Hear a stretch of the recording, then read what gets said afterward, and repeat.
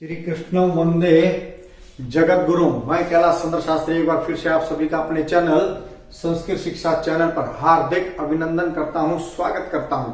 आजकल हम पढ़ रहे हैं समास। समास के अंतर्गत अव्ययीभाव समास और तत्पुरुष समास कर लिया है हमने।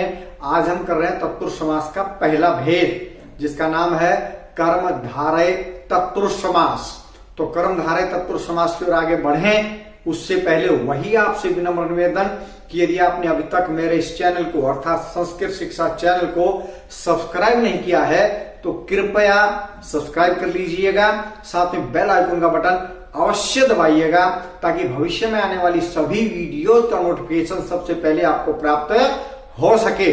वीडियो को लाइक अवश्य कीजिए, लाइक करने से मनोबल बढ़ता है। और साथ में वीडियो को शेयर कीजिए ताकि आपके दूसरे मित्रगण भी कर्मधारय तत्पुरुष समास के विषय में अच्छी प्रकार से समझ सकें, जान सकें। तो चलिए चलते हैं अब आज के टॉपिक की ओर, आज के विषय की ओर, जो हमारा विषय है कर्मधारय तत्पुरुष समास। तो कर्मधारय तत्पुरुष समास की पहले परिभाषा पढ़ते हैं, उसके बाद उदाहरणों के माध्यम से इसको समझेंगे। जिस समास में विशेषण विशेष्य या उपमान उपमेय का, अब पहले जानते हैं विशेषण विशेष्य क्या होता है। विशेषण का मतलब होता है कोई भी विशेषता किसी के अंदर, जो भी विशेषता है वो विशेषता जो होगी वो कहलाती है विशेषण। और वो जो विशेषता जिसकी बताई जाती है वो होता है विशेष्य।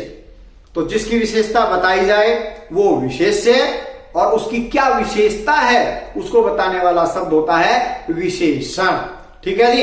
उपमान उपमेय, तो उपमान और उपमेय में जिसकी तुलना जिससे की जाती है, जिसकी तुलना जिससे की जाती है वो उपमान होता है, और जिसकी की जाती है वो उपमेय होता है। ये ध्यान रखिएगा। तो चलिए एक बार फिर से पढ़ते हैं।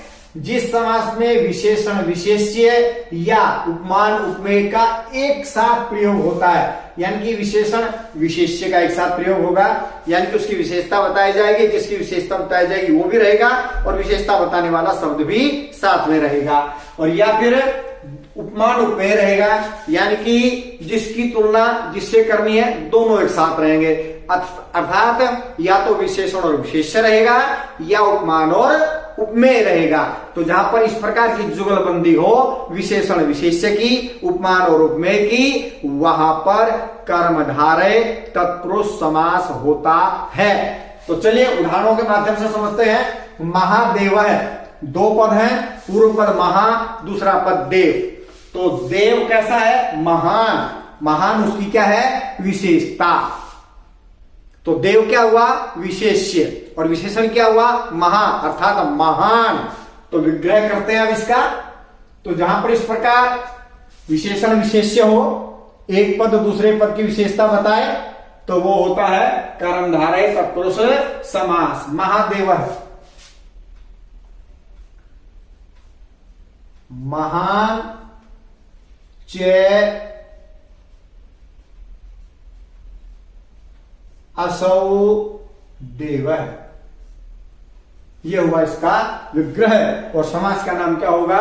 कर्मधारय तत्पुरुष समास। महादेव देके चार ऑप्शन दे दिए, बताओ जी कौन सा समास है? तो महादेव से तुरंत आपको समझ में आना जाना चाहिए कि भाई यहां विशेषता बताई गई है, और जहां पर किसी पद की विशेषता बताई जाती है वहां पर कर्मधारय तत्पुरुष समास होता है। तो विग्रह हो गया महादेव है, महान च असौ देव है। आगे देखते जाइए ध्यान से। महापुरुष है, महान पुरुष, महान च असौ पुरुष है। महेश्वर है, महान च असौ ईश्वर है। महर्षि, महान च असौ ऋषि। महाशत्रु, महान च असौ शत्रु। महारिपु, महान च असौ रिपु। महाराज है, महान च असौ राजा। महाजन, महान च असौ जन है। तो आशा करता हूं यहां तक लगभग एक जैसे हैं, आप समझ गए होंगे, जान गए होंगे। वीर पुरुष है, वीर है च असौ पुरुष है। पुरुष कैसा है? वीर, ये उसकी विशेषता है, इसलिए कर्मधारय तत्पुरुष समास का उदाहरण है। वीर जन है, वीर च असौ जन है। आगे बढ़ते हैं। विशाल वृक्ष है, बिल्कुल उसी की तरह विशाल वृक्ष मतलब बहुत बड़ा वृक्ष। वृक्ष कैसा है? विशाल, ये उसकी विशेषता है। तो विशाल है च असौ वृक्ष है। उदार जन है, उदार है च असौ जन है। कृष्ण सर्प है, कृष्ण है च असौ सर्प है।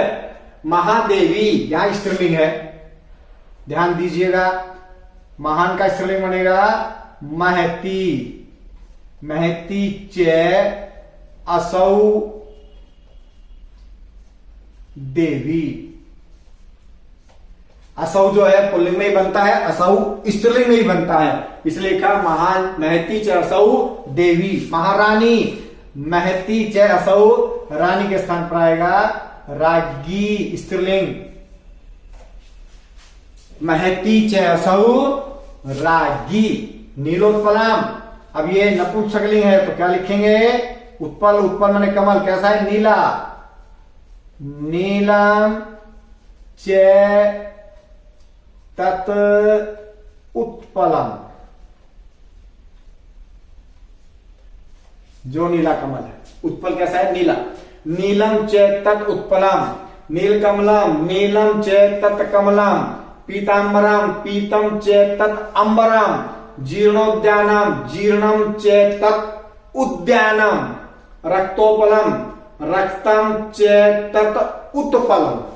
रक्तोत्पलम, याद आता हो रहेगा उत्पलम। रक्तम च तत् उत्पलम। सुंदर कन्या, स्त्रीलिंग का प्रयोग क्या होगा?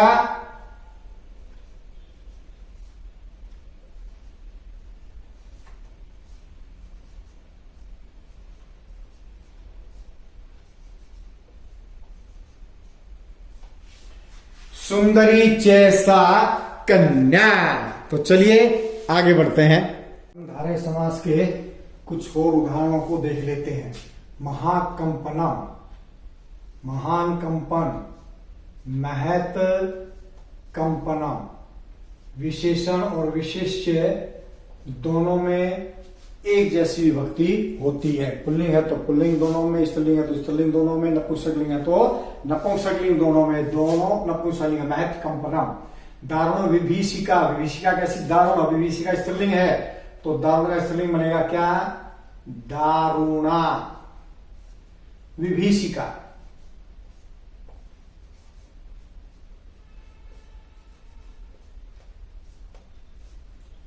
ध्वस्त भवनेषु, भवन कैसे हैं? ध्वस्त, तो यहां सप्तमी विभक्ति है, यहां भी सप्तमी विभक्ति आएगी। ध्वस्तेषु भावनेषु। प्राक युगे, युगे में सप्तमी विभक्ति तो प्राक, पुराना युग, पुराने युग में। प्राक्तने युगे। महाराष्ट्रम, राष्ट्रम नपुंसकलिंग। महत राष्ट्रम, जैसे महत कंपना। ये सारे उदाहरण थे विशेषण और विशेष्य के। अब आगे के जितने उदाहरण हैं वो सारे हैं उपमान और उपमेय के, जिसमें विग्रह करते समय इव का या एव का प्रयोग होता है। देखिए ध्यान से। नर सिंह है, नर माने मनुष्य, सिंह माने शेर। मनुष्य किसके समान? शेर के समान। तो क्या बनेगा विग्रह? नर है सिंह है।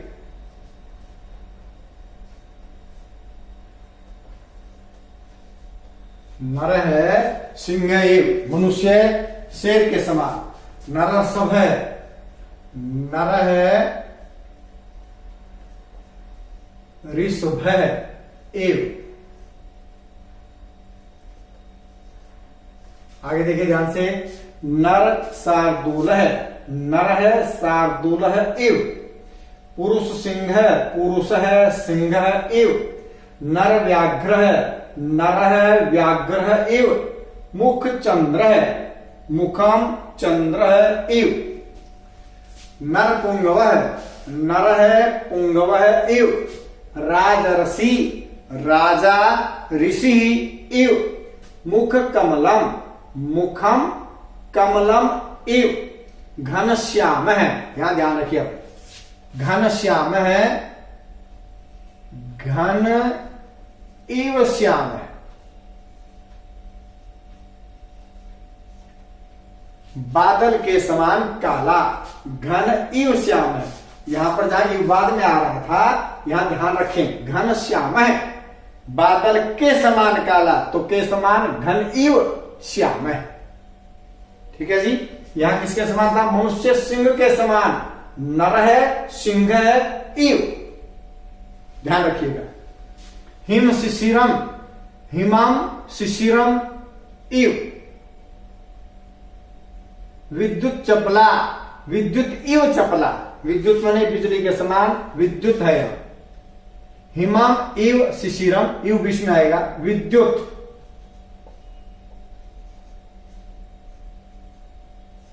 इव चपला, विद्युत इव चपला। हिमम इव शिशिरम, घन इव श्याम है। अंधकार कृष्ण है, अंधकार है इव कृष्ण है, अंधकार के समान काला। चंद्रोज्ज्वल, चंद्र है इव उज्ज्वल, चंद्र के समान उज्ज्वल, सफेद। कुसुम कोमलम, कुसुमम इव कोमलम, फूल के समान कोमल, कुसुमम इव कोमलम।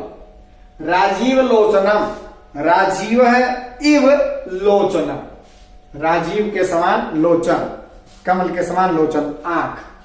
कमल नयनम, कमलम इव नयनम। विद्याधनम, विद्या एव धनम, विद्या ही जिसका धन, विद्या एव धनम। तपोधनम, तपः एव धनम। तो आज के लिए इतना ही। आशा करता हूं आपको कर्णधारय तत्पुरुष समास की परिभाषा और उसके उदाहरण, विशेषण, विशेष्य और उपमान, उपमेय वाले अच्छे से समझ में आ गया होगा। अभ्यास कीजिएगा, अवश्य समझ में आएगा। रट्टा लगाने का प्रयास बिल्कुल भी मत कीजिएगा। मिलते हैं द्विगु समास के लिए अगली वीडियो में। तब तक के लिए जय भारत, जय भारती।